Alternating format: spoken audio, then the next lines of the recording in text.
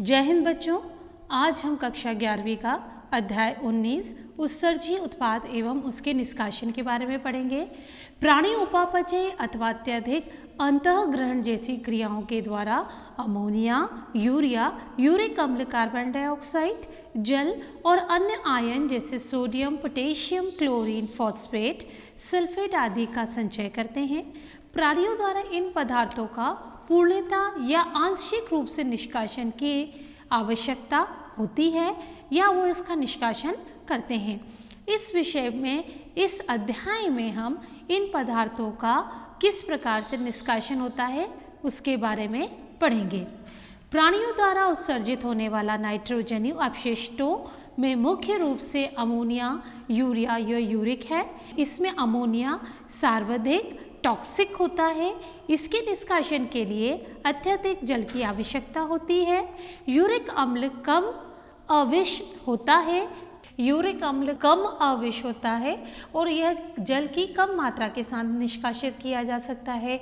Ammonia के उत्सर्जन की प्रक्रिया को अमोनियो उत्सर्जन प्रक्रिया कहते हैं और अनेक अस्थिर मछलियां, उभयचर और जलीय कीट अमोनिया का उत्सर्जन करने की प्रकृति इनकी होती है।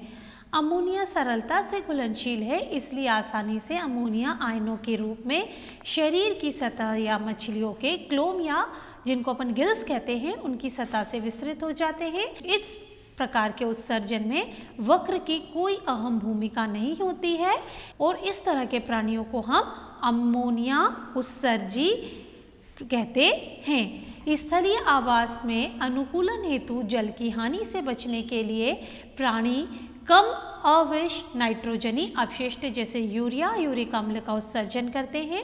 स्तनधारी और कुछ स्थलीय उभयचर समुद्री मछलियां यूरिया का उत्सर्जन करते हैं, उन्हें हम यूरिया उत्सर्जी कहते हैं।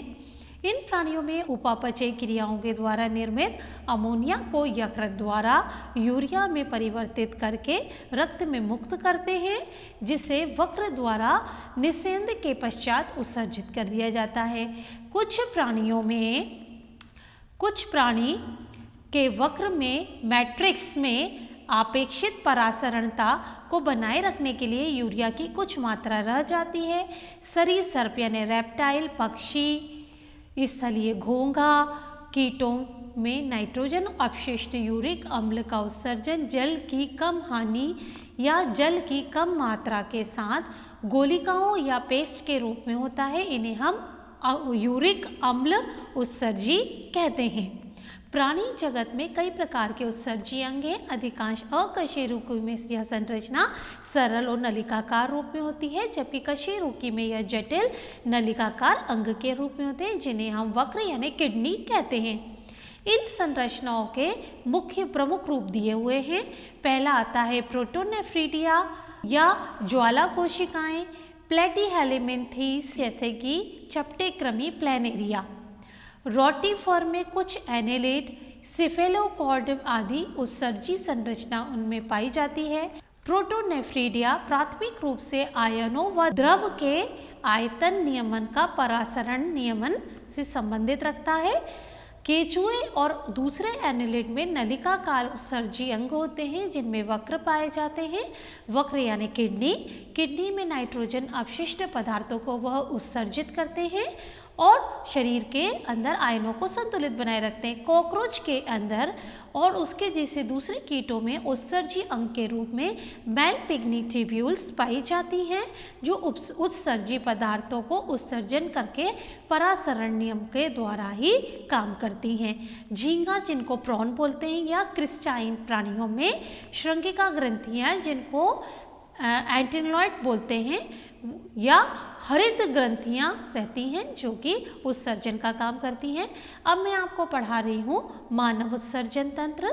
मानव में उत्सर्जन के लिए एक जोड़ी वक्र, एक जोड़ी मूत्र नलिका, एक मूत्राशय और एक मूत्रमार्ग बना होता है।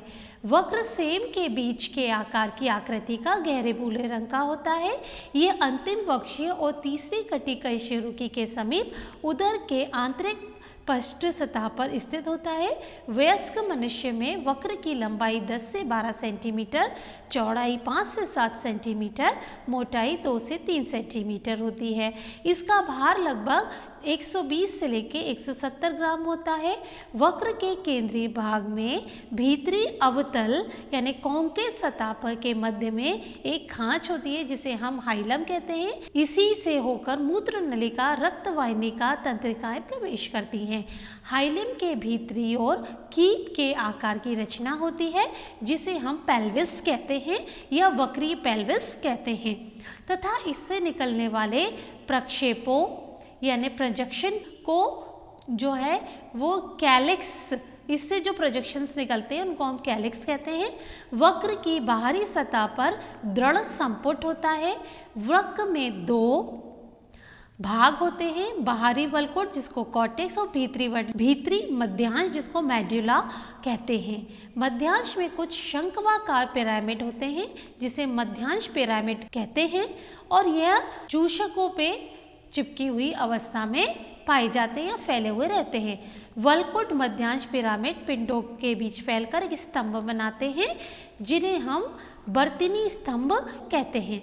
प्रत्येक वक्र में 10 लाख जटिल नलिकाएं होती हैं जिन्हें नेफ्रॉन कहते हैं जो क्रियात्मक इकाई हैं। प्रत्येक वक्राणु के 2 भाग होते हैं जिनमें ग्लैमेरुलस और वक्र नलिकाएं होती हैं। गुच्छा वक्रीय धमनी और शिखा अभिवाही धमनिकाओं से बने कशेरुकाओं यानी कैपिलरी के गुच्छे के रूप में होती है। ग्लैमेरुलस से रक्त जो है वो अपवाही धमनिका की ओर ले जाया जाता है। वक्र नलिका दोहरे झिल्ली युक्त प्याले नुमा वोमेन संपुट से प्रारंभ होती है जिसके भीतर गुच्छा होता है। गुच्छे में वोमेन संपुट मिलकर मेल पिग्निकाएं अथवा वक्र कर्णिकाएं बनाते हैं। वोमेन संपुट में एक अति कुंडलित समीपस्थ संवलित नलिका होती है। इसके बाद वक्राणु में हेयर पिन के आकार के हैनले ऑफ लूप पाया जाता है जिसमें अवरोही और आरोही भुजा होती है। आरोही भुजा में एक अति कुंडलित नलिका जिसको कि हम दूरस्थ संवलित नलिका कहते हैं जो यहाँ से प्रारंभ होती है। अनेक वक्राणुओं के दूरस्थ संवलित नलिकाएं सीधी संग्रह नलिकाएं में खुलती हैं। अनेक संग्रह नलिकाएं मिलकर चूषकों के बीच के स्थान में मध्यांश पिरामिड से गुजरती हैं और वक्रीय श्रोणी में जाकर खुल जाती हैं। वक्राणुओं के वक्र कर्णिका, समीपस्थ संवलित नलिका, दूरस्थ संवलित नलिका आदि वक्र के वल्कुट भाग में जबकि हैनले लूप मध्यांश में स्थित होते हैं। अधिकांश वक्राणु के हैनले ऑफ लूप बहुत छोटे होते हैं, मध्यांश में बहुत कम धसे होते हैं। ऐसे वक्राणुओं को हम वल्कुटीय वक्र कहते हैं। कुछ वक्राणुओं में हैनले ऑफ लूप बहुत लंबे होते हैं तथा मध्यांश में काफ़ी गहराई में धसे रहते हैं। इन्हें हम मध्यांश वक्राणु कहते हैं। गुच्छ से निकलने वाली अपवाही धमनिका वक्रीय नलिका के चारों ओर सूक्ष्म केशिकाओं का जाल बनाती हैं जिन्हें हम परिनालिका केशिका जाल कहते हैं। इस जाल से निकलने वाली सूक्ष्म वाहिकाएं हैनले ऑफ लूप के समानांतर चलते हुए यू आकार की संरचना वासा रेक्टा बनाती हैं। वल्कुटीय वक्राणु में वासा रेक्टा या तो अनुपस्थित होता है या अत्यधिक हासिल होता है। अब आता है यूरिन फॉर्मेशन। यूरिन फॉर्मेशन 3 क्रियाओं से होता है: गुच्छीय निस्पंदन, पुनः अवशोषण, स्त्रावण। ये सारे के सारे वक्राणु के ही भाग होते हैं। मूत्र निर्माण में प्रथम चरण में कशिका गुच्छ द्वारा रक्त का निस्यंदन होता है जिसे हम गुच्छ या गुच्छीय निस्यंदन कहते हैं। वक्रों के द्वारा प्रति मिनट 1100 से 1200 ml रक्त का निस्यंदन किया जाता है जो कि हृदय के द्वारा 1 मिनट में निकाले गए रक्त के 1/5वें भाग के बराबर होता है। गुच्छ की केशिकाओं का रक्त दाब रुधिर की 3 परतों में से छनकर आता है।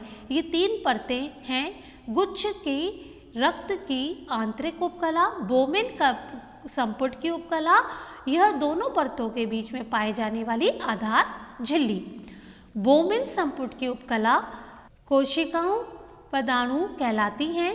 जो विशेष प्रकार से विन्यसित रहते हैं यदि जमे रहते हैं, जिनमें छोटे छोटे अवकाश बीच में रह जाते हैं। इनमें निस्यंद या खाँच छिद्र हम इनको कहते हैं। इन झिल्लिकाओं में रुधिर अच्छी तरह से छनता है और रुधिर के प्लाज्मा को प्रोटीन को छोड़कर प्लाज्मा के शेष भाग से छनकर संपुट की गुहा में इकट्ठा हो जाता है, इसलिए इसे हम परानिस्यंदन यानी अल्ट्राफिल्ट्रेशन कहते हैं। वक्रों के द्वारा प्रति मिनट में निस्यंदन की गई मात्रा को हम गुच्छीय निस्यंदन दर यानी GFR के नाम से जानते हैं। एक स्वस्थ व्यक्ति में यह दर 125 मिलीलीटर प्रति मिनट अर्थात 180 लीटर प्रतिदिन होती है। गुच्छ निस्यंदन की दर का नियमन के लिए वक्रों के द्वारा क्रियाविधि अपनाई जाती है। गुच्छीय आसन उपकरण द्वारा अति सूक्ष्म क्रियाविधि संपन्न हो जाती है। ये विशेष संवेदी उपकरणों अभिवाही और अपवाही धमनिकाओं के संपर्क स्थल पर दूरस्थ संवलित नलिका की केशिकाओं के रूपांतरण से बनता है। गुच्छ निस्यंदन दूर से गिरावट इन आसन गुच्छ केशिकाओं को रेनिन के स्त्रावण के सक्रिय करती है, जो कि वक्रीय रुधिर का प्रवाह बढ़ाकर गुच्छ निस्यंदन दर को पुनः सामान्य कर देती है। प्रतिदिन बनने वाले निस्यंद का आयतन उसकी उत्सर्जित मूत्र की तुलना से अगर किया जाए, उसे समझा जाए तो 99% निस्यंदन को वक्र नलिकाओं के द्वारा पुनः अवशोषित कर लिया जाता है। इसको हम कहते हैं पुनः अवशोषण। यह कार्य वक्र नलिका की उपकला कोशिका अलग अलग खंडों में सक्रिय अथवा निष्क्रिय क्रियाविधि के द्वारा करती हैं। उदाहरणतः निस्यंदन पदार्थ जैसे ग्लूकोज, अमीनो अम्ल, सोडियम इत्यादि सक्रिय रूप से परिवहन से पुनर्अवशोषित किए जाते हैं, जबकि नाइट्रोजन निष्क्रिय रूप से अवशोषित होते हैं। वक्राणु के प्रारंभिक भाग में जल का पुनर्अवशोषण निष्क्रिय क्रिया के द्वारा होता है। मूत्र निर्माण के दौरान नलिकाकार कोशिकाएं निस्यंद को हाइड्रोजन, पोटेशियम और अमोनिया जैसे पदार्थों को स्रावित करती हैं। नलिका काल स्त्रावण में यूरिन फॉर्मेशन का मुख्य चरण होता है, क्योंकि यह शारीरिक और तरल आयतनी या आयनी व अम्ल क्षार को संतुलन बनाए रखता है। वक्र नलिका के विभिन्न भाग होते हैं। पहला होता है समीपस्थ संवलित नलिका, दूसरा होता है हैंडले ऑफ लूप, तीसरा होता है दूरस्थ संवलित नलिका, संग्रह नलिका, ये सारी इसमें पाई जाती हैं।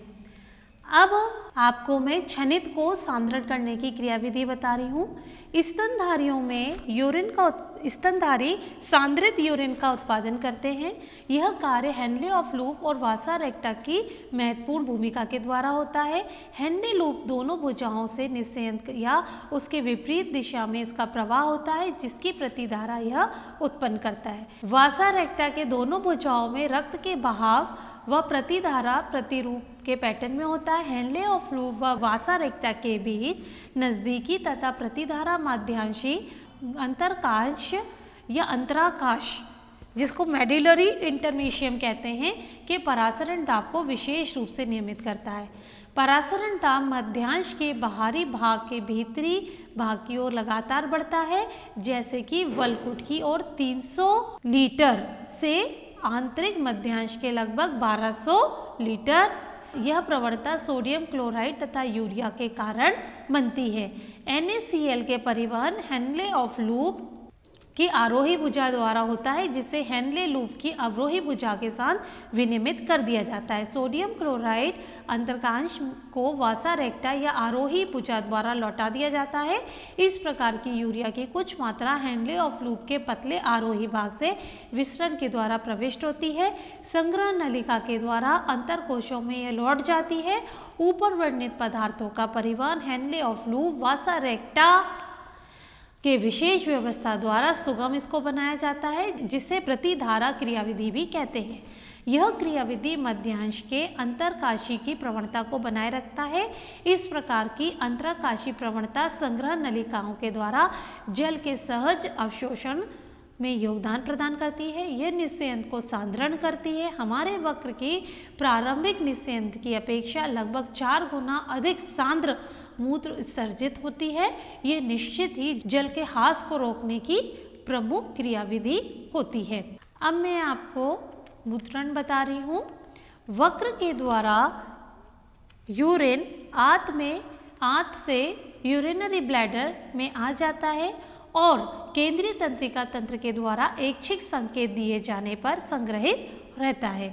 और यूरिनरी ब्लैडर में जब यूरिन भर जाती है तो उसके फैलने के फलस्वरूप संकेत उत्पन्न होता है और मूत्राशय भित्ति में आवेग व तंत्रिका तंत्र में यह भेजा जाता है। तंत्रिका तंत्र इसकी चिकनी पेशियों में संकुचन तथा मूत्राशयी अवरोधनीय है उनमें शिथिल हेतु उसको प्रेरक संदेश देता है, जिससे कि यूरिन का उत्सर्जन होता है। यूरिन के उत्सर्जन की क्रिया ही मुद्रण कहलाती है।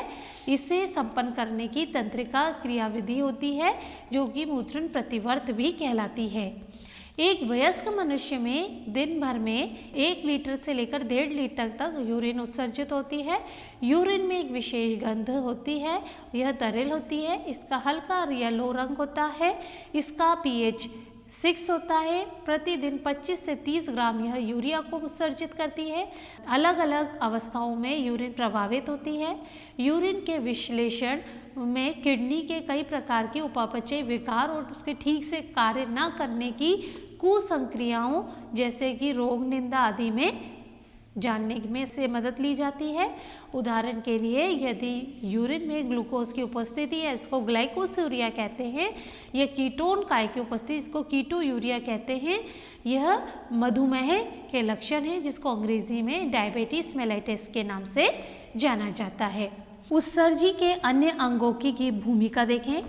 वक्र के अलावा जो हमारे लंग्स हैं, यकृत है, त्वचा भी है, वो भी अपशिष्ट पदार्थों को बाहर निकालने में मदद करते हैं। हमारे फेफड़े लगभग भारी मात्रा में CO2 और जल में पर्याप्त मात्रा में का निष्कासन करते हैं। हमारे शरीर में सबसे बड़ी ग्रंथि यकृत पित्त का निस्त्रावण करती है, जिसमें बिलिरुबिन, विरिडिन, कोलेस्ट्रॉल या निम्नकृत स्टेरॉयड हार्मोन, विटामिन और औषध आदि पाए जाते हैं। अधिकांश पदार्थ जो हैं वो वेस्ट प्रोडक्ट के रूप में बाहर निकाले जाते हैं। त्वचा में संवेदी ग्रंथियां होती हैं और तेल ग्रंथियां होती हैं जो कुछ पदार्थों का निष्कासन करती हैं। संवेद ग्रंथि द्वारा पसीना एक जलीय द्रव के रूप में निकलता है, उसमें कुछ मात्रा में नमक, यूरिया, लैक्टिक अम्ल होता है। हालांकि पसीने की कुछ कार्य वाष्पीकरण, शरीर की सतह को ठंडा बनाना भी होता है, लेकिन ऊपर बताए गए पदार्थों के उत्सर्जन में भी ये सहायता करते हैं।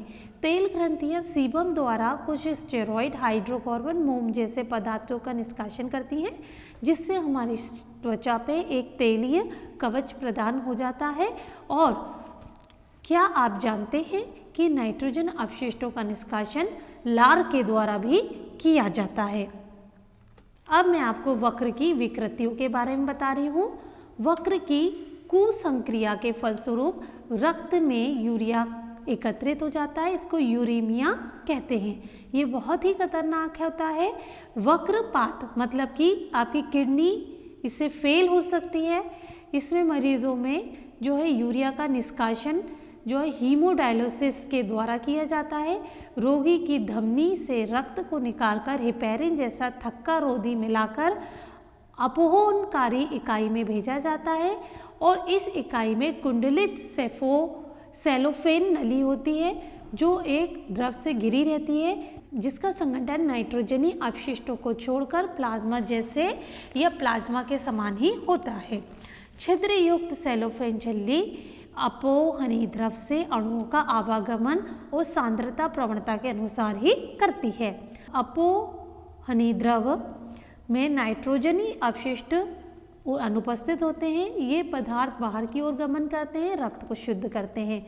शुद्ध रक्त में हेपेरिन विरोधी डालकर उसे रोगी की शिराओं में पुनः प्रवेश कर दिया जाता है। यह विधि संसार में यूरेमिक व्याधि के हजारों पीड़ितों के लिए एक वरदान साबित हुई है। वक्र क्रियाहीनता यानी किडनी का काम ना करना। वक्र क्रियाहीनता को दूर करने का अंतिम उपाय होता है वक्र का प्रत्यारोपण मतलब किडनी का रिप्लांटेशन करना।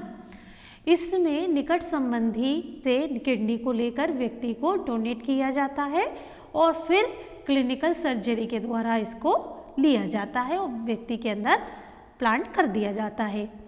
रीनल कैल्कुलाई वक्र की बनी हुई पथरी या अघुलनशील क्रिस्टलीय लवणकों के पिंड उसमें पाए जाते हैं। वक्र क्रियाओं का नियमन, वक्रों की क्रियाविधि का नियंत्रण और नियमन हाइपोथैलेमस के हार्मोन के पुनर्भरण क्रियाविधि और कुछ सीमा तक हृदय के द्वारा किया जाता है। शरीर में उपस्थित परासरणी ग्राहियां रक्त आयतन, शरीर तरल आयतन और आयनों में सांद्रण के बदलाव द्वारा सक्रिय होती हैं।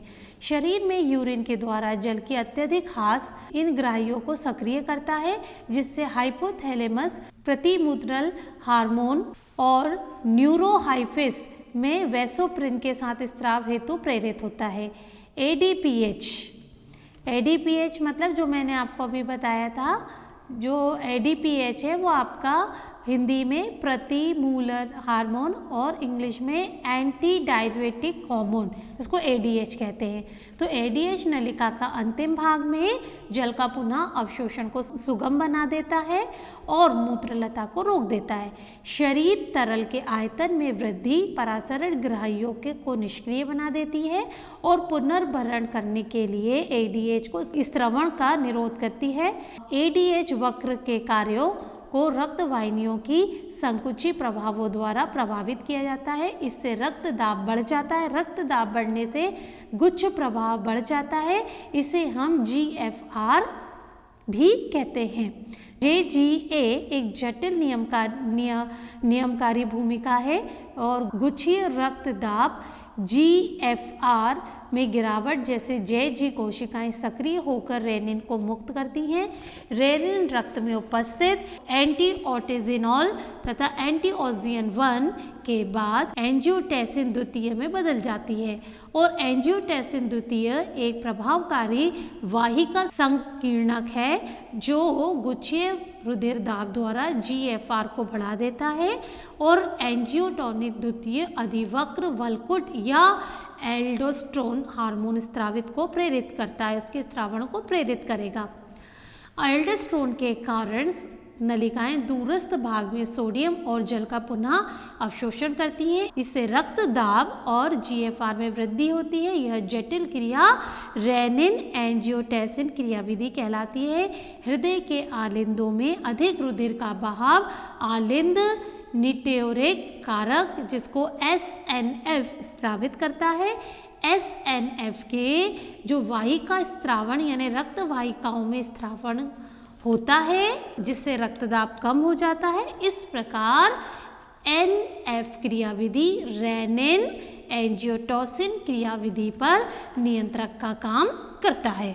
तो बच्चों आज मैंने आपको लेसन 19 जो पढ़ाया 11th का, उसमें मैंने आपको बताया कि किस तरह से ह्यूमन बीइंग्स में यूरिन का फॉर्मेशन होता है, किस तरह से जो है वो बाहर निकालने के लिए तंत्रिका तंत्र उसमें अपनी भूमिका अदा करता है, कौन कौन से अंग होते हैं, या शरीर से उत्सर्जी पदार्थ निकालने के लिए कौन कौन से अतिरिक्त अंग पाए जाते हैं और इससे संबंधित कौन कौन सी विकृतियां हैं। इस तरह की चीज़ों का मैंने आपको ज्ञान करवाया। आशा है आपको समझ में आया होगा। अब मैं आपको गृह कार्य के लिए कुछ प्रश्न दे रही हूँ, उनको आप हल करिए। निसंदेह ही वह आपकी परीक्षा में मदद करेंगे। धन्यवाद।